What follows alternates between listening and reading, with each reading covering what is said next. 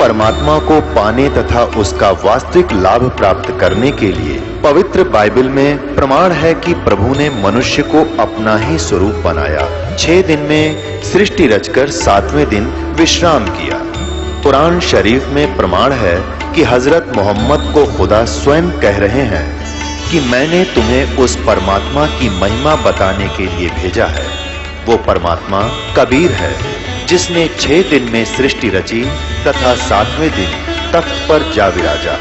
उसकी खबर किसी बाखबर से पूछकर तो देखो।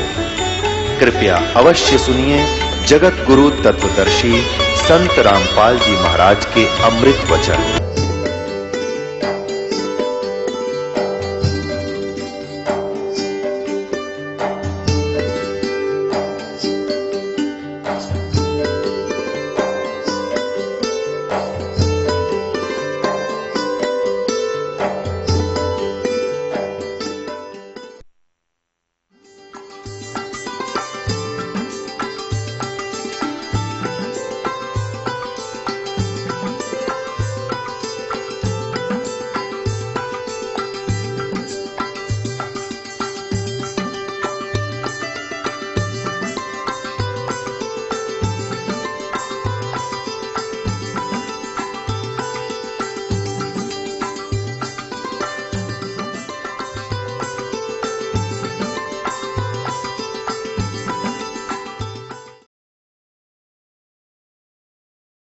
कुछ दिनों के बाद स्वामी रामानंद जी का एक शिष्य विवेकानंद कोई सत्संग कर रहा था।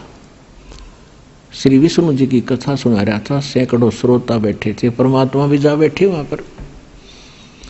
उस दिन परमात्मा ने, जैसे वैष्णव परंपरा से दीक्षित व्यक्ति होते हैं, ऐसे एक लंबा सा तो तिलक लगाते, नाक पर कड़ पूरा, और एक कंठी माला पहन लेते हैं। तो वहां जाकर बैठ गए। वो सुना रहा था प्रवचन के ब्रह्मा जी की तो आयु है, विष्णु और शंकर अजरो अमर है, ऐसे ऐसे। तब परमात्मा ने प्रसन्न खड़ा होकर कहा कि स्वामी जी, मेरा एक शंका है, समाधान कीजिए। विवेकानंद जी ने कहा कि बच्चा बोलो, क्या शंका है? आप कहते हो कि ब्रह्मा विष्णु महेश अजरो अमर हैं, क्या इनके माता पिता भी हैं? कौन ब्रह्मा का पिता है, कौन विष्णु की माँ, शंकर का दादा कौन है, पंडित जी दे बता। अब यहाँ के सारे फेल हैं, कि अजरो अमर है, सविनाशी है, इनके कोई माता पिता नहीं है, तो ऐसे लीला करते हैं। तब परमात्मा ने कहा कि मैंने एक दिन शिव पुराण सुना था, एक ब्राह्मण पढ़ा था, और उसकी रुद्र संहिता में लिखा हुआ है कि काल रूपी ब्रह्म से और शिवा के संयोग से विष्णु जी की उत्पत्ति हुई, ऐसे ब्रह्मा जी की भी उत्पत्ति हुई। आप कहते हो स्वामी जी की कोई माता पिता नहीं है। अब उसके पैरों के नीचे की जमीन निकल गई, सामने बेइज्जती हो रही, क्यों बड़ा विद्वान पाक गया था। तो उसने कहा कि तूने कैसे पढ़ा पुराणों को? परमात्मा बोले, मैंने पढ़ा नहीं, मैं कहता हूं मैंने सुना कि झूठ बोलता है। तो कहीं से दीक्षा प्राप्त है क्या? तेने तिलक वगैरह लगा रखा है? हाँ जी, दीक्षा प्राप्त हूं। कहां से? विवेकानंद ने पूछा, कहां से दीक्षा प्राप्त है? कि जहां से आप हो वहीं से मैं हूं। मैं हूं? आप कौन हैं, किस जाति से हैं? परमात्मा तो बोले नहीं, उससे पहले श्रोता ही कहने लगे कि नीरू का लड़का है, दानक का, जुल्हाई का। तो विवेकानंद को मौका मिल गया, कहने लगा, देखो रे लोगों, कितना झूठा है, कितना कपटी व्यक्ति है बच्चा है ये झूठ बोल रहा है। कह रहा है कि मैंने स्वामी रामानंद जी से दीक्षा ले रखी है, मेरे गुरु से। वो तो इन शूद्रों को निकट भी नहीं बैठने देता, इनकी शकल भी नहीं देखता, पर्दे के पीछे से बातें करता है। यानी उस विषय को चेंज कर दिया जो भगवान ने सच्ची बताई थी। और कहने लगा, देखना अब गुरुजी को जाके बताता हूं, इसने हमारी बेइज्जती कर दी सभा के अंदर, और कह रहा है कि एक धानक के पुत्र को और हमारे गुरुदेव ने दीक्षा दे रखी है, तूने बेइज्जती कर दी, इंसल्ट कर दी। अब वो उठकर चले गए। परमात्मा आगे अपनी कुटिया में, माता पिता के घर पे। मुंह बोले माता पिता जो थे। उधर से उस विवेकानंद ने स्वामी रामानंद जी से जाकर कहा, साथ में 20, 30, 50 और चेले ले गए वहां के श्रोता, और सभी ने एक सुर में कहा कि महाराज हमारी तो नाक काट दी, हम तो बाहर निकलने जोगे नहीं छोड़े। एक धानक का पुत्र, जुलाहे का पुत्र कहता कि मैंने गुरु बना लिया आपको। परमात्मा सारी काशी में आग की तरह फैल गई आग, यह बात है। और सभी लोग धिक्कार रहे हैं, अगर ऐसा है तो बहुत बुरा है। तो रामानंद जी ने कहा कि वो झूठ बोलता है, मैंने कि उसको दीक्षा नहीं दी, उसको लाओ सुबह पकड़कर सबको बुला ले, सबके सामने कह दूंगा। अब विवेकानंद ने तो सबको बुला लिया, हजारों आदमी इकट्ठे कर लिए कि भाई झूठ बोल रहा था, देखियो गुरुजी धमकावेंगे। अब सुबह सुबह विवेकानंद वक़्त से पहुंच गया जुलाहों की कॉलोनी में, लेकर 10 मस्टंडिया ने लाठी हाथ में ले रहे। अब पता लगा, कॉलोनी वालों ने देखा कि ये बदनीयत से आए हैं ये लोग, और घर पूछ रहे थे नीरू का। किसी ने शॉर्टकट जाकर बता दिया नीमा को कि क्या कर दिया तेरे बच्चे ने, क्या गलती होगी तुमसे, ऐसे ऐसे कुछ ब्राह्मण लोग आपका घर पूछ रहे हैं, उनकी नीयत ठीक नहीं है, कुछ झगड़ा करने का उद्देश्य से आ रहे। नीमा समझ गई कि जरूर इस कबीर ने कुछ ना कुछ गड़बड़ करी है, यू करता ही रहता था। परमात्मा जहां जाकर छेड़ देते थे, क्योंकि वो आए इस उद्देश्य से थे, और रोज उलाने आया करते। नीमा दुखी हो रही थी, तो उस दिन भी उसने कबीर जी को उठाया और कहा, बेटा तूने किसको क्या कह दिया। परमात्मा बोले, माता मैं क्या कहूँ था, मैं कहता हूँ सत्य, ये मुझे मारने दौड़ते हैं। तो माँ ने कहा कि तू क्यों बोला करे बेटा, तू नहीं जानता है कसाई है और तुझे मार देंगे, मैं भी मर जाऊंगी बेटा, फिर हम कैसे जिएंगे। परमात्मा कहा करते, माता ये सब मेरे ही बच्चे हैं, ये मेरी बात को सुनते नहीं। तो माँ धमकाया करती कि तू दादा पाक गया, छोटा सा बालक ने कहा मेरे बच्चे हैं, चुप रहा करे, तू शरारत ना कराया करे। तो उस दिन जब जाकर माई ने पता लगा, तो तुरंत उस झोपड़ी में गई जिसमें परमात्मा बालक रूप में सोए थे, उसको उठा के और खड़ा करके झोपड़ी के पीछे लिटा दिया, उसके ऊपर कपड़े डाल दिए, पुराने फटे पुराने घास डाल दिया। बेटा बोलना मत, कोई निकम्मा आदमी आ रहा है तुझे पीटने के लिए। उनको शक था शायद इसी कारण से आ रहे होंगे। उन्होंने आते ही पूछा कि तेरा बेटा कहाँ है, कहाँ वो कबीर। उसको स्वामी जी ने बुलाया, हम पकड़ कर ले जाएंगे। तो वो कहने लगे, जी क्या बात हुई, मेरे बेटे ने ऐसी क्या गलती कर दी, कुछ कारण तो बताओ। कहने लगे वहां पता चलेगा कारण का। अंदर घुस गए, माई ने बताया नहीं, अंदर घुस गए कुटिया में, उथल पुथल कर दी, डंडे के साथ चारपाइयों को उछल दिया, कपड़े कुपड़े उछलने लग गए। कहाँ है, जोर जोर से चिल्ला रहे थे। परमात्मा पीछे छुपा रखे थे, उन्होंने सोचा ये बुढ़िया ने घना दुखी करेंगे माँ बाप को। निकल के उन कपड़ों से बाहर और खड़ा होके कहने लगा कि ए विवेकानंद, झोपड़ी के पीछे बैठा हूं, आजा। वो एकदम भाग कर गए, देखा तो वो पकड़ दिया। अब माता ने सोचा मैं बचाऊं, अपने बच्चे का बचाव करूं। बच्चे की बांह पकड़ दी, लिपट गई, उसको डंडों से पीट पीट कर मूर्छित कर दिया। नीरू को पता चला तो भागा, वो आया आगे से चलकर, उसने भी पकड़ने की चेष्टा की, उसको भी मार पीट कर कंडम करके वो ले गए घसीट कर। रामानंद जी ने पर्दा लगा रखा था, अपनी झोपड़ी में आग गए, सामने कबीर साहब खड़े कर दिए, 5 वर्ष के बालक। विवेकानंद जी ने कहा कि देखो स्वामी जी, ये नीरू का लड़का कबीर आ गया है। अंदर से ही झोपड़ी के अंदर से पर्दा लगा रखा है, परमात्मा बाहर खड़े और वहां प्रसन्न उत्तर करते हैं। अब गरीबदास जी ने कितना अच्छा चित्रार्थ किया है वो सुनाते हैं। आडा पर्दा लाए कर रामानंद भोजनते, दास गरीब कुलंग छवि वो अद्र डाक को दंते। पर्दा लगा के आगे और अंदर से पूछ रहा है और गुस्से में हो रहा है और कहता कौन जात कुल पंथ है, कौन तुम्हारा नाम है। दास गरीब आधीन गति, फिर बोलत है बलि जाऊं मैं। रामानंद जी गुस्से में पूछ रहा कि तेरी कौन जात है, तेरा कौन माँ बाप है, तेरा नाम क्या है। तो परमात्मा बाहर से बालक रूप में क्या बोल रहे हैं, जात हमारी जगत गुरु और परमेश्वर है पंथ। दास गरीब लिखत पढ़, मेरा नाम निरंजन कंथ। परमात्मा ने कहा कि मेरी जात पूछते हो स्वामी जी, तो मैं जगत गुरु हूं, सबको ज्ञान देने के लिए आया हूं।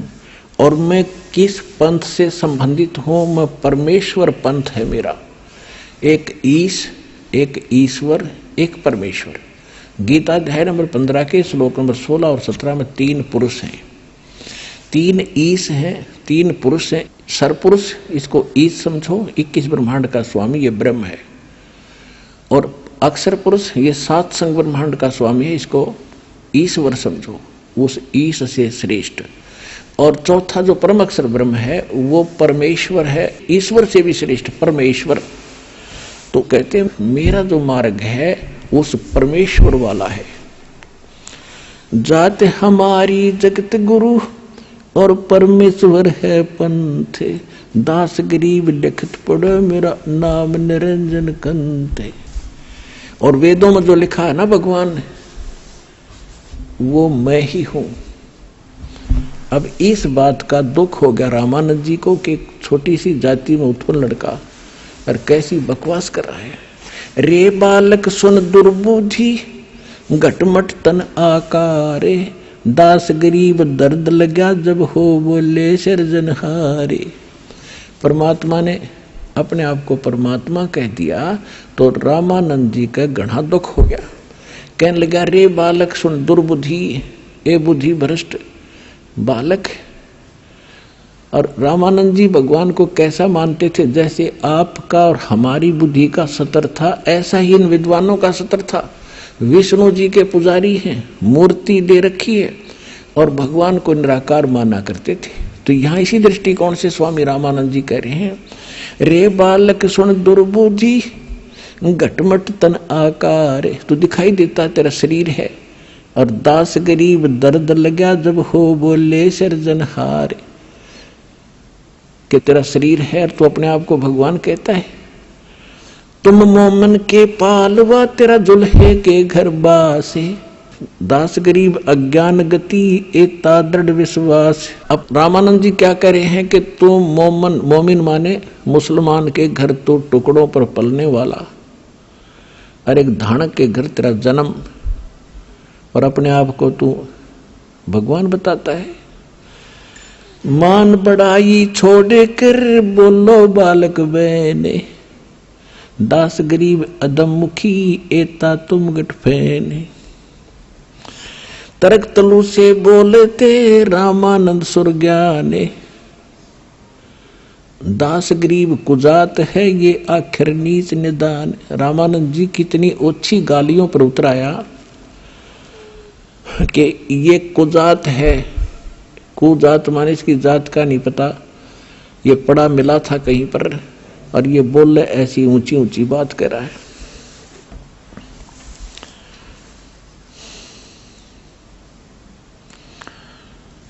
मैं के बदन खुलासे कर, सुन स्वामी परवीने। दास गरीब मनी मरे, मैं आजिज आधीन। अब परमात्मा कहते हैं, हे स्वामी जी, जैसे गुरु एक नेक शिष्य और गुरु के साथ जो व्यवहार करना चाहिए वो तरीका बताते हुए, अपनाते हुए कहते हैं, गुरु जी तो गालियां दे रहे हैं और परमात्मा विनम्र भाव से और करबद्ध होकर कह रहे हैं। कहते स्वामी जी, मैं जो कह रहा हूं मैं सचमुच वही हूं, और आप हमारे गुरुदेव हैं, कुछ भी कहो आपकी सब बातें सिरोधार्य हैं। मैं अवगत गत से पहरे और 4 वेद से दूरे। दास गरीब दसों दिशा, सकल सिंध भरपूरे। सकल सिंध भरपूर हूँ, खालिक मेरा नाम है। दास गरीब अजात हूं तै जो कहा बलि जाऊं मैं। कि मैं कोई जाति नहीं मेरे, ना मैं जाति मानता हूं, फिर भी आप मुझे कुजात कहते हो, धानक दुल्हा कह रहे हो, तो मैं बलिहारी हूं आपके। सकल संद भरपूर हूं खालिक हमरा नाम। खालिक, खलक माने सृष्टि, खालिक माने इसका स्वामी, इसके रचने वाला, मैं वही हूं। और दास गरीब अजात हूं तै जो कहा बलि जाऊं मैं। जात पात मेरे नहीं मेरी बस्ती है बिन थाम। दास गरीब अनिन गति तन मेरा बिन चाम। मेरा जो शरीर है ये आप जैसा नहीं है, इसका बगैर, जैसे यजुर्वेद अध्याय नंबर 40 के मंत्र नंबर 8 में कहा है कि सप्रि आगात शुक्रम अकायम ऐसनाविरम कबीर मनीषी व्यवधाता शाश्वती भय समाभय। उसका अर्थ ये बनता है कि कबीर परमात्मा सर्वज्ञ हैं, उनका शरीर शुक्र से नहीं बना, माता पिता के मटेरियल से नहीं बना। शुक्रम अकायम, उसका जो शरीर है उस शुक्र से रहित है। और ऐसनाविरम, उसके नाड़ी तंत्र नहीं है, वो कबीर परमात्मा। तो यहाँ खुद मालिक भी कह रहे हैं कि मेरा शरीर आप जैसा नहीं है। ए स्वामी सृष्टा में और सृष्टि हमारे तीरे। दास गरीब अधर बसु में अवगत सत कबीर। मैं ऊपर रहता हूँ सतलोक में, और इस सारी सृष्टि का रचने वाला मैं ही हूँ। ए स्वामी सृष्टा में, सृष्टा माने सृष्टि के रचने वाला सृजनहार। और सृष्टि हमारे तीरे, के सब ये सारे असंग ब्रह्मांड मेरी शक्ति के आधार से रुके हुए। और दास गरीब अधर बसू, अधर माने ऊपर रहता हूं। अवगत सत कबीर, सुन रामानंद राम हम, और मैं बावन नरसिंह। दास गरीब सर्व कला में मैं व्यापक सर्वंग। कि ये जो सुन रामानंद राम हम, यानी पूर्ण परमात्मा मैं हूं, नरसिंह, और ये 52 रूप मैंने ही बनाए थे। श्री विष्णु को तो एक निमित्त बनाया था। मैं रोवत हूं सृष्टि को, ये सृष्टि रोवे मोहे। दास गरीब इस वियोग को समझ न सकता कोई। गोता मारूं स्वर्ग में और जा बैठूं पाताले। गरीबदास ढूंढता फेरूं अपने हीरे मोती लाले। अब इस बात को सुनकर रामानंद जी से परमात्मा ने जब ये कहा कि मैं परमात्मा हूं, आपका यकीन हो या ना हो, इतना कॉन्फिडेंस से जब बात की तो रामानंद जी भगत थे, विवश हो गए सोचन पे कि उसने सुना है कि भगवान ना जाने किस रूप में आ जा। उसने सोचा कि इससे पीछे बात करूंगा, जब इतना कॉन्फिडेंस से कह रहा है कि आई एम गॉड, आम आदमी थोड़ा हो सकता है। तो उन्होंने सोचा कि मैं पहले अपनी जो दैनिक क्रिया करता हूं भक्ति की वो पूरी कर लूं। रामानंद जी कैसे करते थे? मूर्ति पूजा करते थे, लेकिन काल्पनिक करते थे। जैसे कल्पना करते हैं कि भगवान विष्णु की मूर्ति सामने बन गई, रोज का अभ्यास था, मानसिक पूजा थी उनकी। और फिर वो क्या करते हैं, स्थूल कैसे कर्मकांड करते हैं ये लोग, भगवान विष्णु की मूर्ति के सारे कपड़े उतारते हैं, उनको नवाते हैं, फिर नए धोए हुए कपड़े पहनाते हैं और सब तिलक लगाते हैं, गले में कंठी एक मनिये की माला डालते हैं, ऊपर से मुकुट डाल देते हैं। और मुकुट डालने के बाद फिर उस दिन मुकुट उतारा नहीं जा सकता। तो रामानंद जी ऐसे कल्पना से कर रहे थे। उन्होंने नए कपड़े पहना दिए भगवान विष्णु को और मुकुट रख दिया, तिलक लगा दिया। उस दिन वो कंठी डालनी भूल गए, कंठी अलग दिखाई दे उसने, जैसे स्वप्न होता ना कई बार, वो कल्पना ऐसे करता था। तो कंठी अलग रखी थी माला, अब माला ना डाला तो पूजा खंडित, और मुकुट उतार दिया उस दिन तो पूजा खंडित। अब रामानंद जी ने सोचा इस माला को मुकुट के अंदर से डाल देता हूं। अब मुकुट में आकर माला फंस गई, ना जावा आगे ने। अब मालिक के खेल थे। रामानंद जी बहुत दुखी अंदर से कि हे परमात्मा, आज पहली बार भूल लगी है जीवन में, मेरे से कौन सी चूक होगी, आज मेरे भगवान की पूजा खंडित होगी, क्या भगवान रुष्ट हो गए मेरे से। इतना दुखी हो रहा था, तभी भगवान बाहर से बोले कबीर साहब, और पर्दे के अंदर से भीतर वो अपनी मानसिक पूजा कर रहे, बाहर को दिखे भी ना था। तब परमात्मा ने कहा कि स्वामी इसकी गांठ खोल लो माला की, और फिर गले में डालकर भगवान का बांध दे, मुकुट उतारना नहीं पड़ेगा, आपका काम बन जाएगा।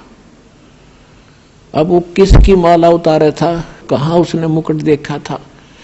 एकदम खटका धक्का सा लगा रामानंद जी को कि कहीं कोई मूर्ति बाहर नहीं, मैं क्या कर रहा हूं ये को कौन जान सकता है, ये तो सामने परमात्मा खड़े। अपने आत्माओं ब्राह्मण सोए जो ब्रह्म पहचाने, जो भगवान ने पहचान ले वो ब्राह्मण होता है। अब एक तरफ तो सारा समाज ब्राह्मण खड़ा और इज्जत का नाश हुआ कि एक जुल्हे के बालक के सीने से लगावे, उसकी तो साख मिट्टी में मिल जानी थी, सारा उसका तो प्रोग्राम खत्म हो जाना था और कोई चेला नहीं रहना था ब्राह्मण उसका, और दुनिया में वो निंदा का पात्र बनना था। एक तरफ तो उसने समाज दिखा था, एक तरफ उसने भगवान दिखाई देता। तो इसको पंडित कहते हैं। डोडी पर्दा दूर बगा और एकदम बाहर आके सबके सामने नो बैठी थी जनता, और उस धानक के लड़के को सीने से लगा लिया।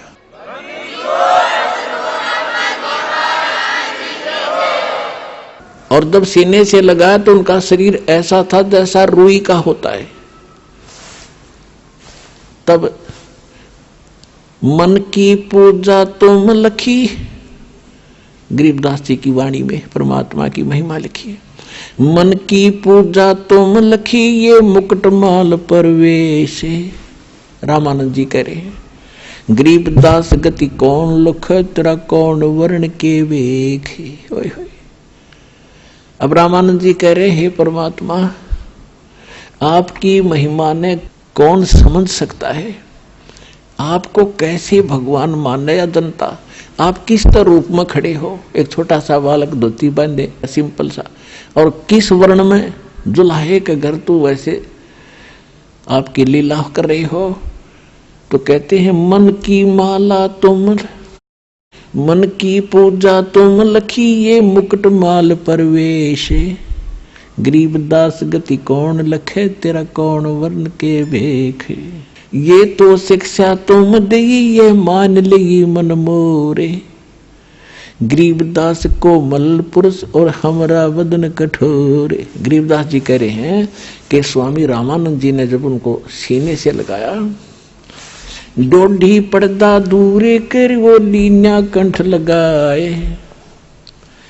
गरीबदास गुजरी बहुत जब बदन बदन मिलाए। कहते एक तरफ तो सारा समाज खड़ा, ब्राह्मण समाज, और एक तरफ भगवान खड़े। कहते हैं उस महापुरुष ने, उस ब्राह्मण ने समाज को नहीं देखा, परमात्मा को देखा, जिसके लिए वो भटक रहा था सामने खड़ा, तो सीने से लगा लिया। कहते हैं मन में तो बहुत बीती, अके कहेगी जनता, लेकिन भगवान खड़ा जिसके लिए भटक रहा, और उम्र खत्म होने को हो रही, 104 साल का बूढ़ा हो रहा, तुरंत सीने से लगा लिया। अब क्या कहते हैं, ये तो दीक्षा तुम दी, ये मान ली मन मोरे। गरीबदास को मल पुरुष और हमरा बदन कठोरे। कि हे परमात्मा, आपको कैसे परमात्मा मानना या बड़ी जनता, आप किस रूप में खड़े हो, किसके घर में आपकी लीला पल हो रही है, एक धानक रूप में आप पल रहे हो। तो परमात्मा ने फिर काफी इनको समझाया। जब रामानंद जी ने परमात्मा से तन मिलाया, बाकी सब उठ कर चले गए। पंडित जी तो सारे खिसक गए। अब बुढ़ापे में दिमाग खराब हो गया भाई, रामानंद जी का दिमाग चल गया। इसने दानक के लड़के को छू लिया, ये तो गया काम तय। अब जाओ तो जाओ। फिर परमात्मा और वो प्यारी आत्मा और रामानंद जी दोनों रह गए। काफी देर चर्चा हुई। लास्ट में रामानंद जी ने कहा, मैं बच्चा समाधिस्थ होता हूँ, आपकी सारी बात मुझे समझ में आ रही है, लेकिन मैं वहां तक जाता हूँ, सारी उम्र मैंने ऐसे कर दिया। तो प्रश्न उठा उसके मन में। परमात्मा से कहा कि एक बात बताओ दाता, आपने एक झूठ बोली। और परमात्मा झूठ नहीं बोलते। परमात्मा बोले, क्या झूठ बोली? कि आपने ये कहा सबको कि मैंने आपको दीक्षा दे रखी है। मैंने आपको कब दीक्षा दी? पर परमात्मा ने कहा कि याद करो, एक दिन आप स्नान करने गए थे, मैं वहां घाट पर लेटा हुआ था, मुझे निद्रा आ गई थी और आपकी खड़ाऊ मेरे सिर में लगी थी और आपने कहा था बेटा राम राम बोलो। आपने दीक्षा दे दी, मैं आ गया, आप मेरे गुरु, मैं आपका चेला। तो उसके ध्यान में आई कि वो बच्चा तो छोटा था, आप तो 5 वर्ष के, 2.5 वर्ष के बालक का और 5 वर्ष के बालक का डबल डिफरेंस हो जाता है हाइट में, यानी कद में। तो उन्होंने कहा कि वो तो छोटा बालक था, आप तो बहुत बड़े हो। परमात्मा ने उसी समय सेकंड दूसरा रूप बना 2.5 साल के बच्चे का, और एक सेवक की खाट थी, झोंपड़ी तबार है, उसके ऊपर लेट गए, एक सामने खड़े। परमात्मा ने कहा कि देखो स्वामी जी, ऐसा था मैं, देखो सामने। अब रामानंद जी ने 6 बार तो इधर देखा और 6 बार वो 5 साल के बालक के रूप में देखा। आखिर में आंखें मसलने लग गया। इतने में वो 2.5 साल का बालक उठ गए और उस 5 साल के बच्चे में जो कह तो समा गया। तब रामानंद जी का जचा कि वो भगवान है बालक को ना।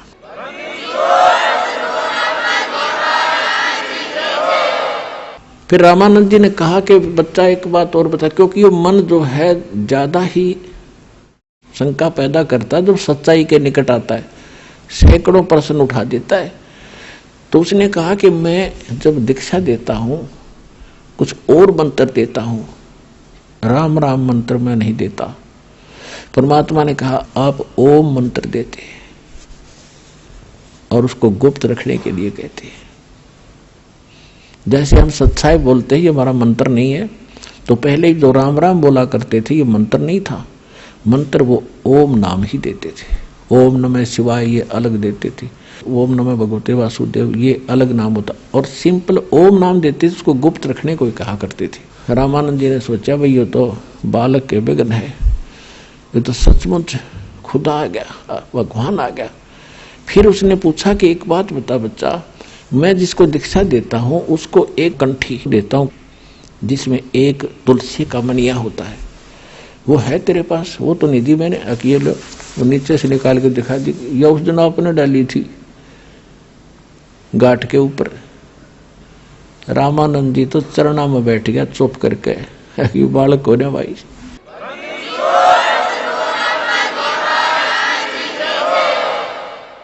फिर परमात्मा ने कहा था अग्रम अग्रम छोड़ दो, सुनो हमारी बात। कि स्वामी जी अग्रम अग्रम नहीं चलेगी, कल्याण करवाओ, तुम्हारे लिए आया हूं मैं। फिर उसने एक आंट और अड़ा दी कि मैं समाधिस्थ होता हूं। परमात्मा बोले चल वो क्रिया भी कर। समाधिस्थ होकर कहाँ पहुंचा? आगे जाके ब्रह्मचारी थे बचपन से ही, 104 साल के हो गए थे, 5 वर्ष के भगवान बैठे थे सामने बालक रूप में। योग युक्त प्राणायाम कर जीता सकल शरीर, और त्रिवेणी के घाट पर वहां अटक रहे बलबीर। समाधिस्थ होकर अंदर जाते थे, आगे जाके त्रिकुटी पर 3 रास्ते हो जाते हैं, त्रिवेणी शुरू होती है। इनको तो ढंग से त्रिकुटी का भी ना पता, वो तो बहुत अंदर का खेल, ये मारे सट्टे सुनी सुनाए। तो जब ये वहां पहुंच गया त्रिकुटी पर 3 रास्ते हो जाते हैं, और परमात्मा साथ दिखे बालक रूप में ऊपर। जहां वो पहुंची उसकी समाधि। परमात्मा ने कहा स्वामी जी ये आ गया तेरा आखिरी स्टेशन, अब कहां जाओगे? पता नहीं, से आगे मुझे नहीं मालूम, मैं बताता हूं। ये है ना लेफ्ट साइड वाला, ये मृत्यु के बाद आप इधर जाओगे, और ये आगे जाके पहला ही स्टेशन, इसके ऊपर पहला जो मुकाम है, स्थान है, वो धर्मराज का है। वो आपका अकाउंट लेता है, और जिसने जहाँ की भक्ति कर रखी है उसी इष्ट के धाम को तुरंत भेज देता, वहाँ कोई सुनवाई नहीं होती फिर। और इधर ये साथ में तो तीसरी इधर का रास्ता है, इसमें वो ऋषि महर्षि जो अलग रहते हैं ये उधर जाता है, इधर कोई नहीं जा सकता। वो रास्ता है लेकिन आम आदमी अलाउड नहीं। और इधर जो सामने रास्ता है ये ब्रह्मरंध्र है, और ये ब्रह्मरंध्र खुले बिना ब्रह्म लोक भी नहीं जा सकते तुम। तो इस ब्रह्मरंध्र तुम्हारे किसी मंत्र से नहीं खुल सकता। तो उन्होंने खूब अपना स्मरण करके देखो, खूब स्मरण किया, नहीं खुला। तो परमात्मा ने कहा कि मेरे पास सतनाम है, उस 2 अक्षर के मंत्र से ये ब्रह्मरंध्र खुल जाता है सामने का। मैं सिमरण करके दिखाता हूँ। तो उन्होंने सिमरण किया, एकदम खुल गया और स्वामी जी को अंदर लेकर गए। आगे सारा कुछ दिखा के ब्रह्मांड परब्रह्म के लोक में प्रवेश किया। फिर सतलोक में गए 12वां द्वार पार करके। वहां जाके स्वामी जी ने क्या देखा कि जो अन्य रूप में परमात्मा सिंहासन पर बैठे थे और एक रोमकूप में करोड़ सूर्य मिला दे, करोड़ चंद्रमा, वो भी फीका पड़े, और नीचे से वो बालक रूप में जा रहे उनके साथ में। तो वहां जाकर क्या देखा, जो एक चमर उठा के छोटे से बालक और करने लग गए ऐसे भगवान के ऊपर। तो रामानंद जी ने सोचा ये है परमात्मा जो तख्त पर बैठा, सिंहासन पर बैठा, और ये कबीर यहाँ का कोई इनका निकटतम सेवक है। इतने में वो सिंहासन वाला भगवान खड़ा हुआ और 5 वर्ष के बालक बैठ गए उस सिंहासन पर, और वो तेजो में शरीर परमात्मा 5 वर्ष के बालक में समा गया। अकेले वो बालक रूप परमात्मा कबीर जी असंख्य ब्रह्मांड के सिंहासन पर विराजमान थे।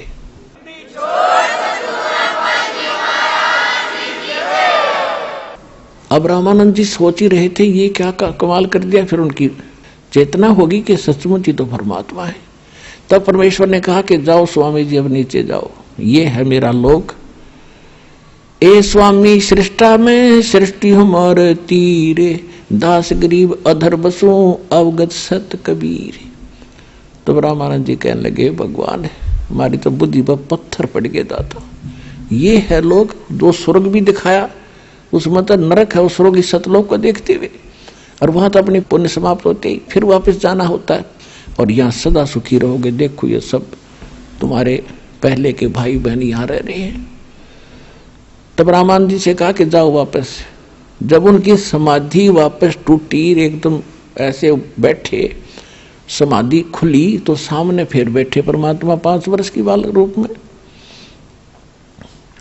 तब कहा था बोलत रामानंद जी सुनो कबीर करतारे, गरीबदास सब रूप के तुम ही सृजनहार। दो ही ठोड़ है एक तू भया एक से 2, गरीबदास हम कारण तुम आए हो मगजो। तुम साहेब तुम संत हो, तुम सतगुर तुम हंस, गरीबदास तेरे रूप बिना और न दूजा अंश। कि हे परमात्मा आप ही सर्वशक्तिमान हो, और 2 ठोड़ आप ही हो, 1 से 2 बनकर आप ही यहाँ आए हो।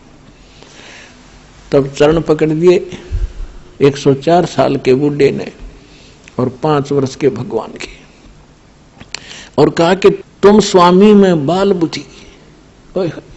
104 साल का ब्राह्मण और 5 वर्ष के धानक के बच्चे को कह रहा है तुम स्वामी, तुम मेरे मालिक है और मैं बाल बुद्धि। हमारा ज्ञान तो एक बालक जैसा था स्वामी जी।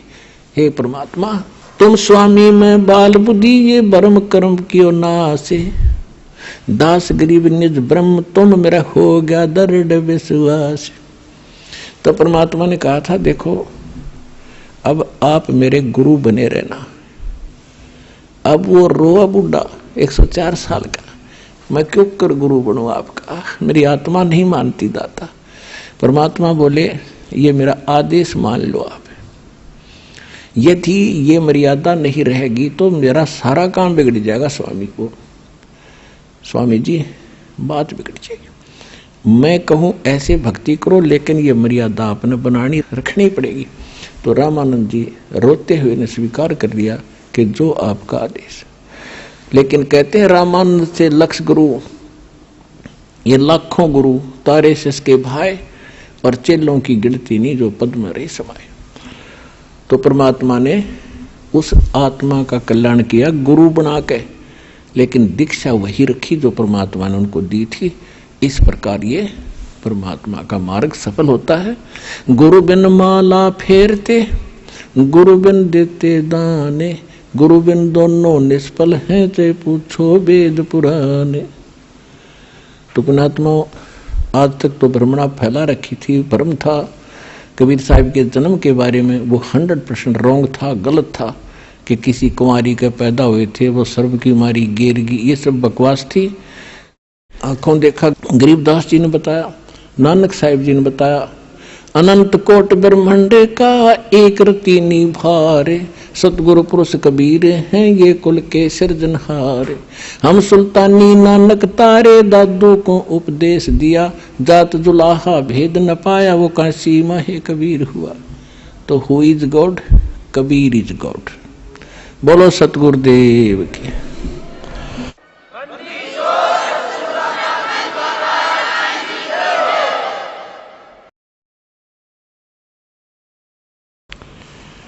परम पिता परमात्मा पूर्ण ब्रह्म सर्व सृष्टि रचनहार कबीर परमेश्वर जी की असीम रजा से आप सभी पुण्यात्माएं परमात्मा की अमर कथा सुनने के लिए इस सत्संग स्थल पर उपस्थित हुए। सौभाग्य आपका, धन धन है आप।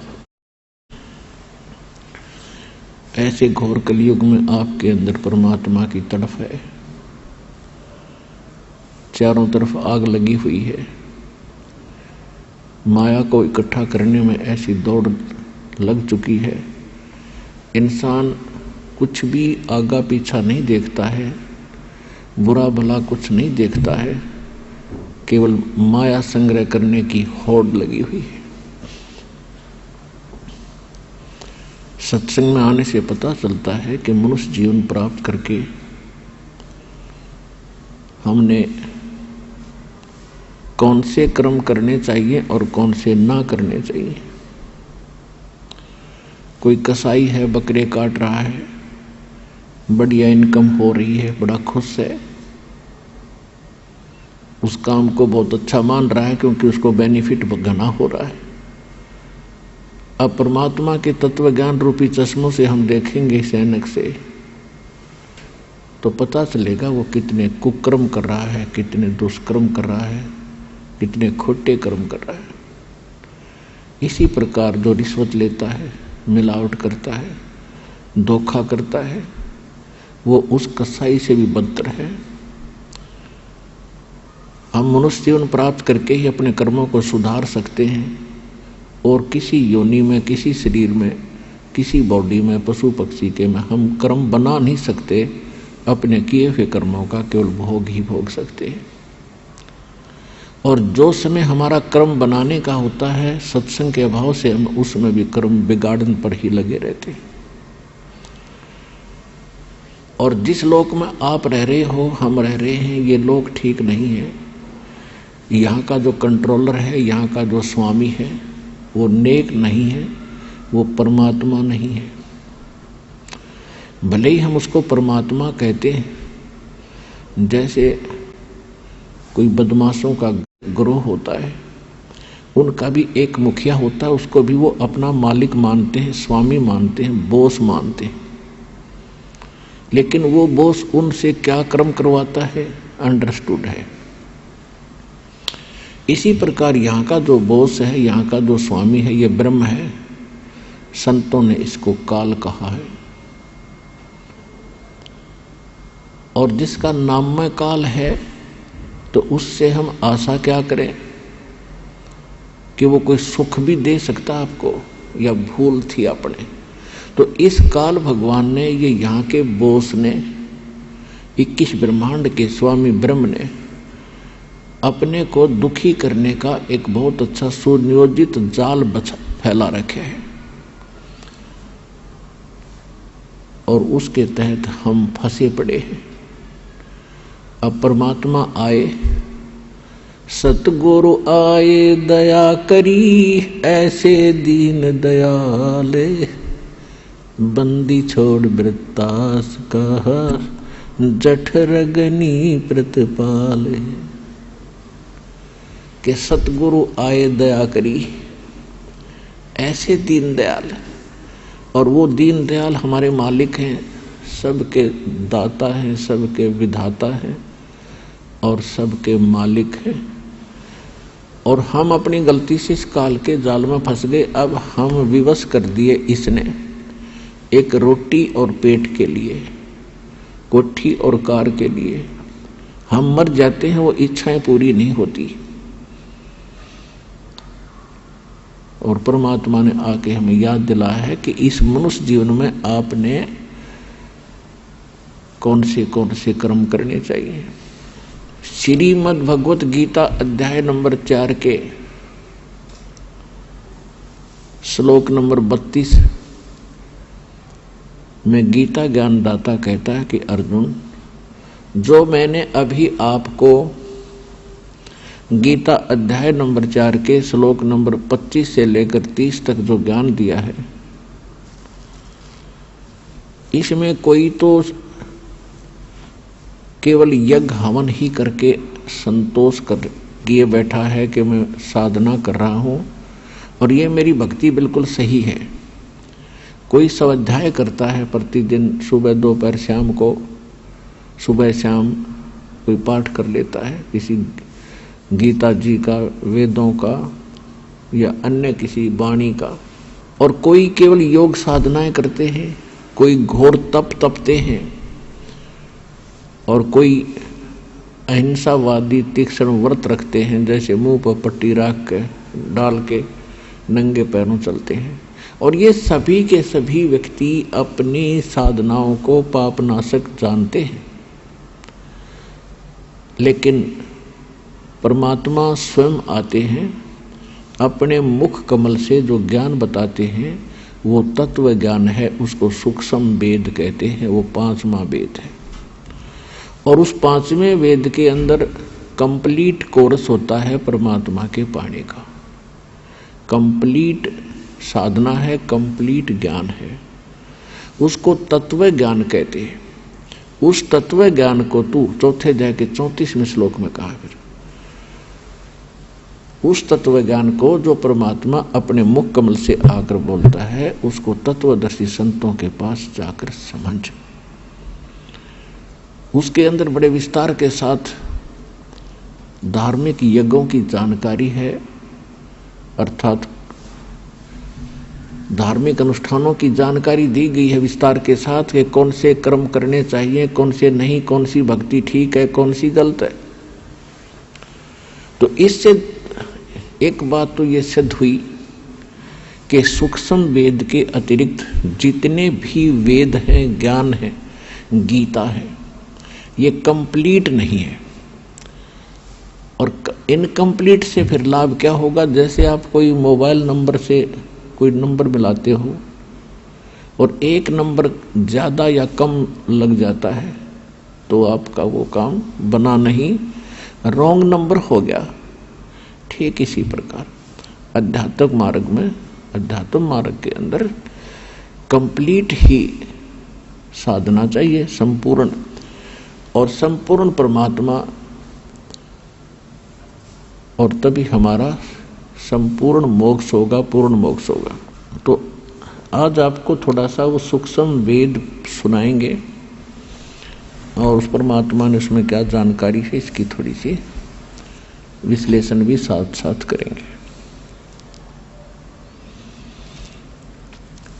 अपने आत्माओं, थोड़ा सा पहले ये बताना अनिवार्य है कि जो जिस ग्रंथ को आधार मानकर दास आपको अब ज्ञान सुनाएगा,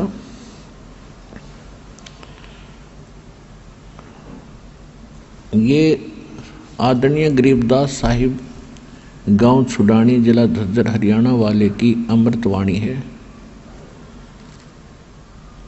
और इन गरीबदास साहिब जी का जन्म संवत 1774 यानी सन 1727 में हुआ था। जब ये 10 वर्ष के बालक हुए, इनको परमात्मा मिले थे, परमेश्वर मिले थे। आदरणीय गरीबदास साहिब जी का जन्म एक जाट किसान परिवार में हुआ था और छुड़ानी के अंदर इनके मामा थे, नानके थे। इनका मूल गांव करौथा, जिला रोहतक, हरियाणा के अंदर है। ये अपने नाना के यहाँ रहा करते थे। इनके पूज्य पिताजी वहाँ घर जमाई रहा करते थे। गरीबदास जी के माता के कोई भाई नहीं था, जिस कारण से उनके गरीबदास जी के पूज्य पिताजी श्री बलराम जी धनखड़ वहाँ घर जमाई रहा करते थे। वहीं इनका जन्म हुआ था 10-12 वर्ष के बाद वहाँ रहने लगने के उपरांत। इनके जमीन बहुत थी, लगभग 1400 एकड़ जमीन थी और खेतों में उस समय गौवें बहुत रखा करते किसान लोग। 100-100, 150-150 गायें रखा करते। वर्षा हो जाती, घास हो जाता था, फसल बहुत कम होती थी, जिस कारण से पशु धन से ही वो अपना व्यवसाय चलाया करते थे, निर्वाह किया करते थे। तो गरीबदास जी जब 10 वर्ष के हुए सन 1727 में परमात्मा सतलोक से आए और ये खेतों में गऊ चरा रहे थे, वहां परमात्मा आकर मिले। और भी अन्य गवाले थे, पाली थे। सब ने परमात्मा से कहा, एक साधु रूप में आए थे भगवान, जिंदा महात्मा के रूप में, और उन सब ने कहा था महाराज आप भोजन पाओ। परमात्मा ने कहा था भी भोजन तो मैं पाकर आया हूं अपने गांव से। आपका गांव कौन सा है महात्मा जी, आपका गांव कौन सा है? पालियों ने पूछा। परमात्मा ने बताया कि मेरा गांव सतलोक है। अब उनको पता नहीं था होगा कोई गांव कितने सतलोक भी होगा। फिर उन बच्चों ने, पालियों ने, क्योंकि बड़े उम्र के भी थे, 50 वर्ष के, 40 वर्ष के, कोई 20, कोई 10 वर्ष के, सबसे छोटे गरीबदास जी थे 10 वर्ष के।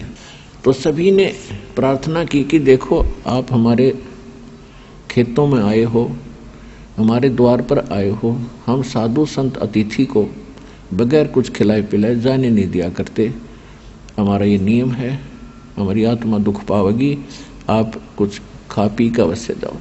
तो परमात्मा ने कहा भी दूध पिला दो। उन्होंने कहा जी दूध पी लो, फिर खाना नहीं खाते। तो परमेश्वर ने कहा कि मैं कुंवारी गाय का दूध पीता हूं। तो जो बड़े उम्र के पाली थे, मैच्योर से, वो कहने लगे बाबा जी आपकी नीत ठीक को नहीं, आप तो मजाक कर रहे हो हमारे साथ, आप दूध पीना ही नहीं चाहते। परमात्मा ने कहा भी देख लो, जब तुम्हारा ये नियम है तो मेरा ये नियम है, कुंवारी गायों का दूध पीता हूं। गरीबदास जी खड़े हुए, जाके एक कुंवारी बछिया को ले आए और कहा महाराज जी इसका बच्चा भी नहीं पैदा हुआ, ये दूध कैसे देगी? तो परमात्मा ने कहा कि तुम्हारे पास दूध निकालने का कोई पात्र है? तो गरीबदास जी एक छोटा सा मटका उठा लाए, ये लो जी साफ करके रखा है। परमात्मा ने कहा कि इसके नीचे रखो, सतन के नीचे। गरीबदास जी पकड़ कर बैठ गए। परमेश्वर खड़े हुए, साधु महात्मा के जिंदा के रूप में थे, और गऊ के ऊपर ने थपकी मारी, लंबे लंबे सतन हो गए, अपने आप दूध चल पड़ा, पात्र भर गया, दूध बंद हो गया।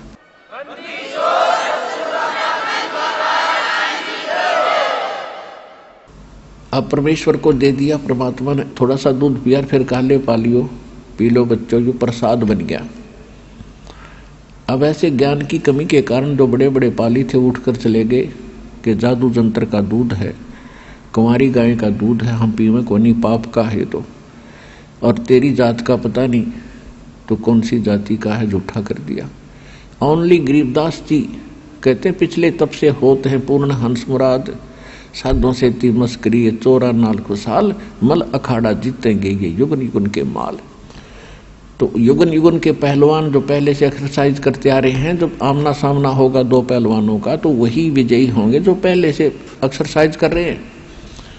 तो गरीबदास जी उनमें से एक ऐसे पहलवान थे जो युगों युगों से अपनी पहलवानी करते हुए आ रहे थे और परमात्मा उनके लिए वहां पहुंच गए।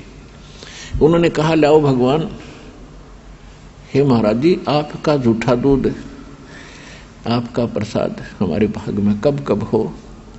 ऐसा कह के उन्होंने कुछ दूध पिया, बाकी रख दिया। तो परमात्मा ने अधिकारी जानकर उसको खूब समझाया, ज्ञान दिया। सब पाली उठकर चले गए दूर, आधा किलोमीटर दूर चले गए पशुओं को लेकर के। कहने का भाव ये है, परमात्मा उनको समझाकर अपना गवाह बनाने के लिए, आपके लिए एविडेंस तैयार करने के लिए कि कबीर इज गॉड, इस समय के लिए सतलोक लेकर गए। ब्रह्मा विष्णु महेश के लोक दिखाए, ब्रह्मा विष्णु महेश से साक्षात्कार करवाया, उनके मुख से कहलवाया कि हम जन्म मृत्यु होती है, हम अविनाशी नहीं है। धर्मराज के दरबार में गए। धर्मराज ने, जो यहाँ एक ब्रह्मांड का न्यायाधीश है, चीफ जस्टिस है, उसके सामने ब्रह्मा विष्णु महेश की हिम्मत नहीं जाके कुछ बोलने की। और जब परमात्मा उसमें प्रवेश हुए, अपने आप कुर्सी छोड़कर खड़ा हो गया वो धर्मराज। क्योंकि अध्यात्म जो मार्ग है उसमें अध्यात्म ही अट्रैक्शन और एक्शन होते हैं। परमात्मा के जाते उसके बस की बात नहीं रही कि कुर्सी पर बैठा नहीं, खड़ा हो गया और करबद्ध हुआ। और परमात्मा कबीर जी जिंदा महात्मा के रूप में नीचे से गए थे, वो उनको खुरका धमका रहे हैं जैसे उच्च अधिकारी छोटे अधिकारियों को धमकाते हैं। धर्मराय दरबार में देई कबीर तलाक, मेरे भूले चूके हंस को तू पकड़िए मत कजाक। जैसे बड़ा अधिकारी छोटे अधिकारी को आदेश भी देता है और साथ में उसको सतर्क करते हुए डांट भी लगाता है, इस प्रकार परमात्मा वहां बोल रहे हैं। और गरीबदास जी देख रहे हैं, बाबा जी तो कमाल का आदमी है, इसकी तो बड़ी पावर है, इतना बड़ा देवता खड़ा हो गया, कुर्सी छोड़ के, सिंहासन छोड़ के खड़ा हो गया। तो परमात्मा ने कहा कि सुन ले धर्मराज, जिसने मेरा नाम ले लिया, मेरा जो अनुयायी है, उसका तू अकाउंट भी मत करना। तब धर्मराज ने कहा कि बोले पुरुष कबीर से धर्मराज कर जोड़े, आपके हंस को पकड़ू नहीं मन 2 लाख करोड़। फिर क्या कहता धर्मराज कि मैं आपके हंस को नहीं पकड़ूंगा दाता, लेकिन मेरे सामने एक समस्या है कि आज तक आपकी शरण में आने से पहले इन्होंने जो जो पाप और पुण्य किए हैं वो दोनों अकाउंट मेरे पास इनके सुरक्षित हैं, और मैं केवल कर्म आधार से ही इनको सुख और दुख का विधान बनाता हूँ। जब इनके अकाउंट में दुख है, पाप हैं, तो दुख होंगे और इनको मुझे सजा भी देनी पड़ेगी। जब धर्मराज ने ये कहा कि कर्मों से तीरथ हैं, अब हैं शरण कबीर, वो तो मुझे पकड़ने पड़े और जड़नी पड़े जंजीर। परमात्मा क्या बोले, तेरे कर्म भरम ब्रह्मांड के मैं पल में कर दो नेश, जिन हमारी दुहाई दी सो करो हमारे पेश। परमात्मा ने कहा कि ये कर्म तुम न करवा, इनसे उल्टा ज्ञान दे के, सारा गलत ज्ञान प्रचार करवा के, और ये कर्म भ्रम जो ब्रह्मांड के एक पल में इनके सब नष्ट कर दूंगा, मेरे पास ले आना, तेरे अकाउंट ने मेरे पास ले आना और मैं क्रॉस कर दूंगा, उसको काट दूंगा, इनके सब पाप कर्मों को, इनको सजा नहीं देना।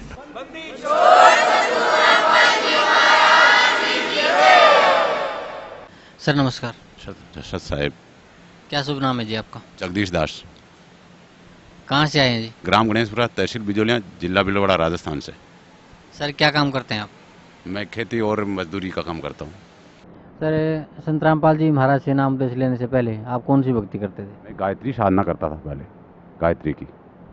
तो गायत्री परिवार से आप जुड़े हुए थे, तो क्या लाभ मिला आपको वहाँ पे? वहाँ से मेरे कोई कुछ लाभ नहीं मिला, वो शास्त्र विरुद्ध साधना थी, इसलिए वहाँ से कोई फायदा नहीं मिला मेरे को। सर संत रामपाल जी महाराज की शरण में कैसे आए आप? हमने टीवी पे प्रोग्राम देखा संत रामपाल जी महाराज का, तो इन्होंने शास्त्र वेद हमारी गीता से और चारों वेदों से और कुरान शरीफ से, बाइबल से, सारे वेदों शास्त्रों से प्रमाण दे के ज्ञान बताया भाई इस अध्याय में, गीता के इस अध्याय में क्या लिखा हुआ है, एक एक अध्याय को, एक एक श्लोक को और वेदों से और गीता से और कुरान शरीफ से और बाइबल से प्रमाणित करके ज्ञान बताया। तो फिर मेरे पास गीता की पुस्तक पड़ी हुई थी, ज्ञान गंगा की पुस्तक से उसको ज्ञान को मिलाया मैंने, तो 100% ज्ञान वो सही उतरा बिल्कुल।